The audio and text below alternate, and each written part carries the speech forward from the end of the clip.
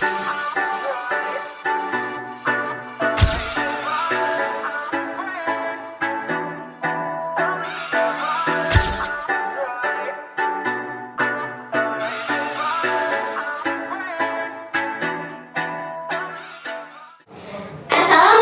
warahmatullahi wabarakatuh. Hello everyone, welcome to Generation of 9F Podcast with me Amanda and me Tiwi.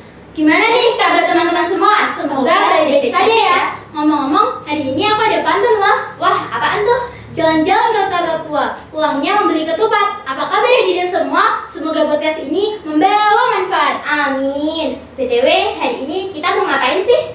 Hari ini kita akan berbincang-bincang mengenai salah satu profesi yang ada di Indonesia loh. Dan hari ini tuh spesial banget. Wah, kenapa tuh? Karena kita akan kedatangan bintang tamu yang tak diduga-duga, yang pastinya keren dan sangat spesial. Wah, jadi penasaran nih. Bintang tamu kita kali ini adalah abdi negara yang sering kita temui di jalan dan di tempat-tempat umum. Siapa mereka? Ada yang bisa nebak? Atau langsung kita panggil aja kali ya? Ya, inilah bintang tamu kita hari ini.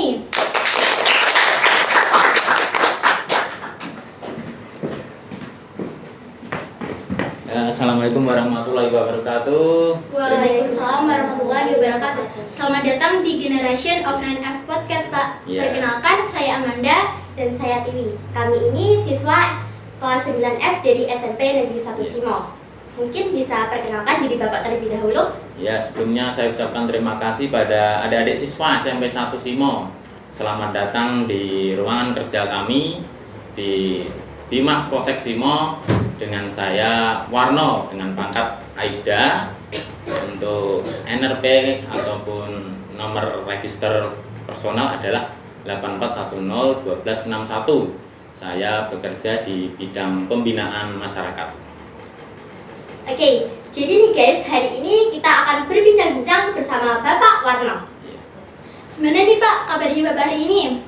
Sangat baik sekali dan bahagia dengan kalian adik-adik di tempat kerja kami. Apakah Bapak sudah sarapan hari ini? Oh, tentu saja sudah disiapkan istri di rumah.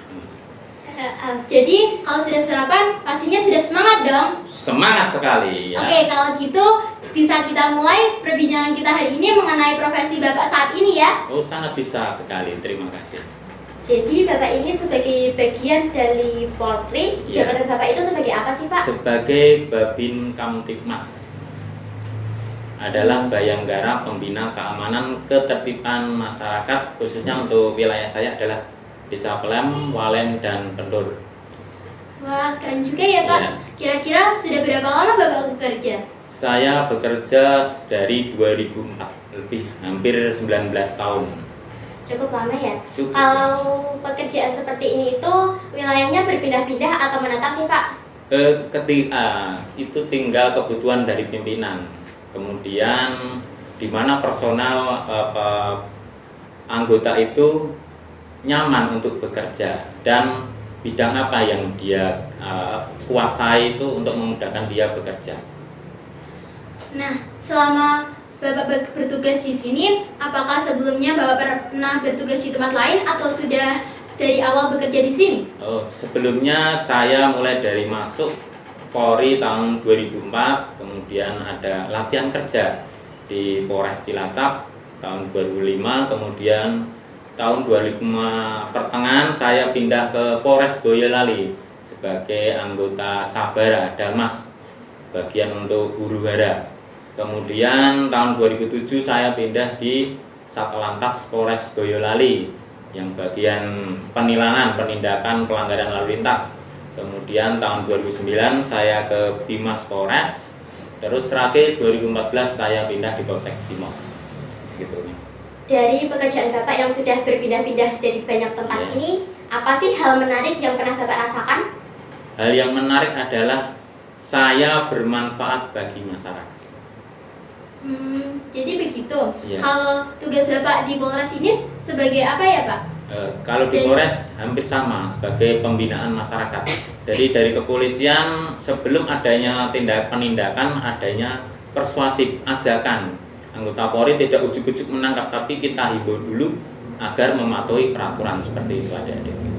Selain dari jabatan dan tugas Bapak di sini, Ya. apakah ada jabatan lainnya di sini? Tidak, jabatan saya cukup Babin Kamtipmas. Ya.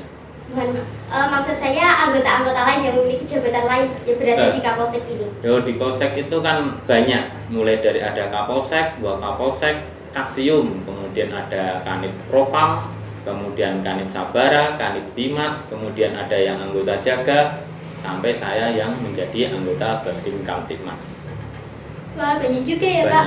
Jabatan Bapak itu adalah jabatan yang tertinggi atau yang keberapa? Kalau saya adalah dari unsur pelaksana, ya. Ada unsur pimpinan yaitu Kapolsek, Wakapolsek, kemudian saya di strata bawah itu untuk pelaksana kebijakan pimpinan, menyampaikan informasi dari pimpinan untuk disampaikan kepada masyarakat. Dari tugas-tugas tersebut, apakah ada peraturan mengikat yang harus Bapak patuhi? Ada, tentunya saya bekerja pertama berdasarkan Undang-Undang Kepolisian nomor 2 tahun 2002, kemudian ada Perpol 1 tahun 2021 yaitu tentang Polmas. Yang terakhir adalah Perkap sendiri nomor 7 tahun 2021 Babin Kamtipmas dalam melaksanakan tugas di lapangan. Nah, dalam pekerjaan Bapak ini, apakah ada peraturan yang harus dipatuhi Pak? Sangat harus dipatuhi karena kita sebagai uniform terlihat di masyarakat. Jadi kita sebagai toladan. Karena saya punya pedoman 1000 perintah itu, saya ulangi, 1 toladan itu lebih baik dari 1000 perintah.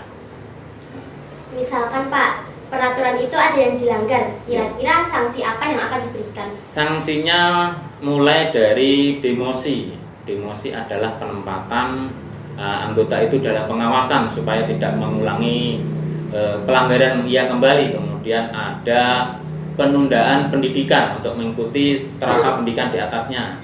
Kemudian penundaan yang lainnya bersifat administratif. Kemudian, jika ada warga masyarakat yang ingin melapor dan terpaksa tidak bisa datang ke Polres, apakah ada nomor darurat yang bisa dihubungi atau bagaimana ya Pak? Nah, ini dia si Boba. Ini adalah program dari Polres Boyolali. Anda bisa add nomor ini, kemudian disimpan.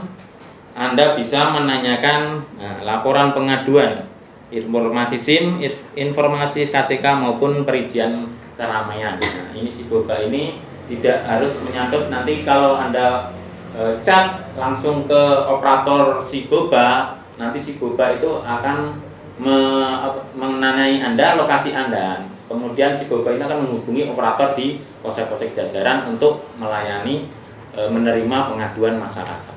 Demikian.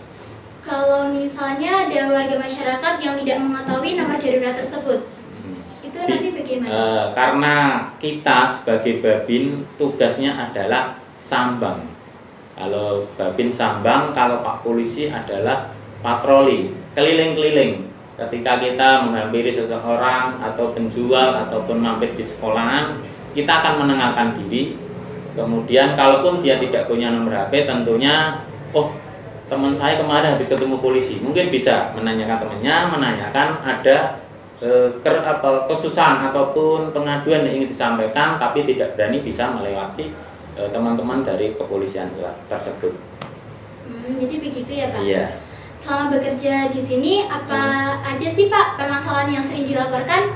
Permasalahannya sangat kompleks, cuma untuk minggu-minggu ini adalah penipuan melalui medsos, ya.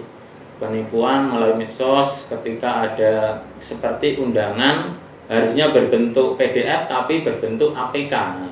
APK ini ternyata adalah malware. Nanti akan mengambil data pribadi si pemegang HP itu, melalui itu nanti bisa menguras rekening dari warga. Namun warga kadang sungkan untuk melaporkan, tapi secara personal dari saya untuk mengingatkan kepada masyarakat tentang permasalahan ini, walaupun kerugiannya tidak banyak tapi sudah banyak korban. Demikian. Kasihan juga ya Pak yang jadi korbannya. Iya. Selain itu, kalau jenis pelanggaran apa sih yang Bapak temui itu? Kalau pelanggaran di sekitar Simo masih banyak adalah pelanggaran ketika sekolah, gitu. kita melihat banyak seragam sekolah, tentunya belum cukup umur, tapi sudah mengendarai sepeda motor. Nah, pelanggaran yang sering Bapak temui tersebut termasuk pelanggaran berat atau ringan ya Pak? Bisa dikatakan ringan, juga bisa dikatakan berat. Kalau ringan istilahnya yang kasat mata terlihat, oh dia tidak menggunakan helm, tapi mengemudinya dengan hati-hati, sudah paham akan lalu lintas. Tapi yang berat, dia menggunakan knalpot brong, kemudian dengan kecepatan tinggi dan masih dalam menggunakan HP, pengaruh miras apalagi. Hal seperti itu pasti nantinya akan berakibat fatal ya Pak ya? Sangat fatal dan sangat meresahkan masyarakat. Kalau permasalahan terberat dan teringan yang pernah Bapak temui itu seperti apa? Kalau terberat mungkin itu bagian reskrim ya Dik. Kalau kita dari Bimas adalah persuasif ya. Jadi persuasif, ketika ada permasalahan masuk ke kita adakan gelar perkara, kita kasihkan solusi. Kalaupun itu untuk pelanggaran yang ringan saja, solusi kalau dapat ya dilakukan secara kekeluargaan. Tapi kalau memang itu pidana, pembunuhan, pencurian, itu harus kita sampaikan ke unit reskrim ya. Kemudian nih Pak, jika apa sih alasan di usia 17-an itu harus sudah memiliki SIM? Apakah karena sudah bisa mengendarai motor atau apa ya Pak? Karena kalau sekarang anak-anak usia SMP itu sudah banyak yang bisa mengendarai motor. Ya, itu adalah fenomena di Indonesia sendiri ya. Untuk 17 tahun sendiri itu sudah diundang-undangkan di Undang-Undang Lalu Lintas Angkutan Jalan. Tentunya yang membuat undang-undang itu adalah DPR dan teknisi-teknisi maupun orang yang intent di bidang tersebut. Kenapa 17 tahun mungkin sudah cakap, tapi itu juga tidak mengambil kesimpulan kalau dia itu cakap. Makanya diadakan ujian SIM untuk memenuhi, karena syarat utamanya adalah memiliki KTP. Nah, KTP itu bisa didapat ketika kita sudah berusia 17 tahun. Nah, Bapak ada di sini nih. Ya. Ada salah satu dari teman kita yang bercita-cita ingin menjadi abdi negara seperti Bapak. Iya. Langsung kita panggil saja kali ya Pak. Oh iya. Ini dia teman kita dari kelas 9F yang paling keren.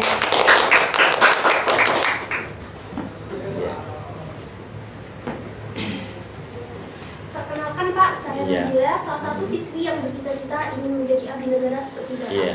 Salam kenal ya Pak. Iya, kenal kembali. Saya Warno. Ya. Gimana Pak kabarnya? Baik. Nah jadi gini Pak, mumpung saya ada di sini dan Iya. Bapak ada salah satu dari anggota Polri, Iya. ada beberapa hal nih yang ingin saya tanyakan ke Iya. Bapak. Saya kan bercita-cita ingin menjadi polwan. Iya, polwannya. Kira-kira apa saja sih tips and triknya agar bisa menjadi abdi negara seperti Bapak? Yang pertama kan saya sampaikan dulu untuk syaratnya ya. Jadi syaratnya adalah warga negara Indonesia yang pertama. Kemudian yang kedua berketuhanan yang Maha Esa, ya, beragama istilahnya. Kemudian sehat jasmani dan rohani. Nah, berusia 18 tahun saat dia memasuki pendidikan. Kemudian untuk tipsnya adalah mulai dari sekarang ditata untuk fisiknya. Terutama nanti dalam tes jasmani adalah lari 12 menit. Kemudian untuk push up minimal kalau umur 18 tahun 30-35. Kemudian ada pull up seperti kalau orang Jawa rengen. Kemudian renang 25 meter. Untuk pengetahuan umum saya kira adik-adik SMP 1 Simo mumpuni lah, karena saya sendiri juga alumni SMP 1 Simo. Oke. Ada yang lain ditanyakan? Kalau syarat-syaratnya agar lolos dalam tes menjadi abdi negara itu apa saja sih Pak? Syarat pertama adalah tentang akademik ya, akademik. Jadi mulai dari lulusan SD SMP ijazahnya itu harus dipersiapkan. Kalaupun hilang segera diurus. Nah, yang awal itu. Jadi data diri, penulisan nama, tempat tanggal lahir jangan sampai salah. Karena nanti yang pertama adalah dimasukkan ke dalam link. Nanti kalaupun nomor KTP Anda dimasukkan yang sudah terkoneksi di Dukcapil tidak sama, otomatis langsung gagal. Jadi dari awal ini dicek kembali. Jadi harus dipersiapkan dari sekarang ya Pak ya? Iya. Ada pertanyaan lain? Mungkin bisa saya sambung untuk tips kepada adik-adik. Dari Kapolres Boyolali menyampaikan pentingnya akhlak, ya. Akhlak lebih utama dari ilmu, ya. Karena orang berilmu itu belum tentu, kadang mohon maaf sopan santunnya tidak ada. Sering kita lihat anak muda melewati orang tua tidak uluk salam, ya. Itu bagi saya sangat menyakitkan, ya. Kemudian fenomena knalpot brong, ya, itu sangat merasakan. Bahkan sebelum saya muda itu ada sampai orang tua itu karena kaget knalpot brong itu sampai meninggal, ya. Maka itu dari nanti tolong sampaikan kepada teman-temannya yang mungkin masih menggunakan knalpot brong untuk diganti yang standar. Kemudian fenomena bullying, ya. Bullying ini tidak bisa dianggap sepele karena ini terjadi karena turun-temurun dan kemudian senior ingin membalas ke juniornya. Nanti korbannya akan banyak yang depresi, bahkan sampai bunuh diri. Kemudian dalam eranya 5.0 adalah kita dituntut untuk inovasi dan kreatif. Jadi masyarakat kita seharusnya sudah meninggalkan hal-hal kuno seperti itu, seperti saling memberi berita hoax seperti itu. Kita harus bisa menyaring ini benar ini salah, seharusnya sudah bisa. Mungkin ada pertanyaan lain untuk kita dari Polri? Bila sudah selesai pertanyaannya? Sudah. Jadi ada beberapa pertanyaan masih kita tanyakan, kita lanjut saja ya Pak ya? Iya. Masih semangat kan? Masih, saya jawab. Jadi dalam setiap profesi itu kan pasti ada masa purna tugas atau pensiunnya. Iya. Nah dalam profesi Bapak ini usianya berapa sih Pak kira-kira? Untuk Polri 58, bisa diperpanjang sampai 60 ketika Polri itu mempunyai keahlian khusus. Biasanya di bidang IT karena dia paham tentang IT, menguasai IT. Nah, jika ada permasalahan yang dilaporkan, pihak yang dilaporkan ditindaklanjuti di Polsek terlebih dahulu atau langsung dibawa ke Polres ya Pak? Seperti tadi, ketika ada permasalahan kita identifikasi dulu permasalahannya itu apa. Kemudian kita gelar, kita kumpulkan keterangan ringan, alat bukti ataupun saksi. Ketika itu memang kita punya ada solusi, kemudian bisa dilaksanakan dan tidak ada yang istilahnya sudah setuju dengan keputusan ini, maka tidak perlu lagi ke tingkat ke atasnya. Kalau tahap-tahapannya dari mulai dilaporkan sampai nantinya akan ditetapkan sebagai tersangka atau tidak tersangka, itu apa saja Pak? Kalau itu bidangnya nanti di reskrim, ya. Nanti kalau saya menjelaskan takutnya ada yang kurang karena kita di bidang pembinaan, ya. Pembinaan, jadi pencegahan sebelum masuk ke ranah penyelidikan ataupun penindakan, ya. Oke, jadi tapi kalau semisalnya ada tahanan, itu selama di lapas mereka hanya berdiam diri atau setiap harinya ada kegiatan dari pihak kepolisian ya Pak? Kalau di lapas sudah di bawah Kemenkumham, ya. Jadi nanti untuk pembinaan di sana akan diberikan keterampilan. Nah, kemudian si tahanan ataupun ini narapidana ini mempunyai kelebihan di bidang apa, itu nanti akan difasilitasi supaya nanti kalau dia sudah keluar dia punya keterampilan, tidak kembali ke dunianya lagi, seperti itu. Nah, jadi itu keterampilannya mungkin bisa mengubahnya menjadi lebih baik ya Pak ya? Iya, bisa mungkin keterampilan jual mie ayam atau kerajinan mengolah barang bekas menjadi barang yang siap pakai, seperti itu. Wah, bagus juga ya. Iya. Kemudian tingkatan polisi itu dibagi menjadi berapa ya Pak? Dan itu apa saja ya Pak? Tingkatan kepolisian ya sih tadi hampir seperti kalau kita di unsur pelaksanaan, kemudian ada unsur pimpinan, seperti itu. yang biasa diketahui oleh masyarakat. Iya. Sebenarnya perbedaan Polri dan Brimob itu apa sih, Pak? Kalau Polri menekankan ke tugas umum, jadi penugasan umum seperti kalau dari Bimas adalah sambang, kemudian dari Samapta adalah patroli, kemudian untuk Brimob ini adalah pasukan khusus yang mempunyai banyak keterampilan di penanggulangan bencana, penanggulangan teroris, dan seperti itu. Pokoknya mempunyai keterampilan khusus. Untuk penugasan umum di Polri itu, untuk Brimob adalah pasukan elitnya, seperti itu. Nah, kemudian perbedaan Polsek dan Polres itu apa ya, Pak? Kalau Polsek adalah seperti halnya Polsek itu tingkat kecamatan ya. Jadi kepolisian yang bekerja di lingkup kecamatan dikepalai oleh kepala polisi sektor. Nah, kalau di kecamatan dipimpin oleh camat seperti itu. Kalau Jadi- Polres sama di tingkat kabupaten dipimpin oleh Boyolali. Kalau di Polres dipimpin oleh kepala kepolisian resort seperti itu. Jadi begitu. Jadi Iya. kalau misalnya ada masyarakat yang ingin melaporkan, lebih baik melaporkan ke Polsek dulu ya, Pak ya? Lebih baik ke polsek terdekat dulu. Iya. Kalau dari segi anggotanya, Pak, Iya. perbedaan dari Polsek dan Polres itu berapa ya jumlah anggotanya? Kalau polsek seharusnya minimal 55, kami karena keterbatasan anggota diisi sekitar 23 sampai 25. Kalau Polres lebih banyak lagi karena dia akan mencakup satu kabupaten. Terutama nanti kalau ada kejadian yang menonjol, nanti dari Polres, kita dari Polsek yang kurang personil bisa minta bantuan ke Polres seperti itu. Kemudian kalau di Polsek ini sendiri jumlah anggotanya berapa ya, Pak? Kalau di sini ada 24 polisi, 1 PNS. Lumayan juga ya, Pak ya. Iya, lumayan. Kemudian dalam setiap pekerjaan itu kan pasti ada perasaan suka dan duka yang Iya. dialami. Nah, Kalau yang Bapak sendiri rasakan suka dukanya selama bekerja itu apa?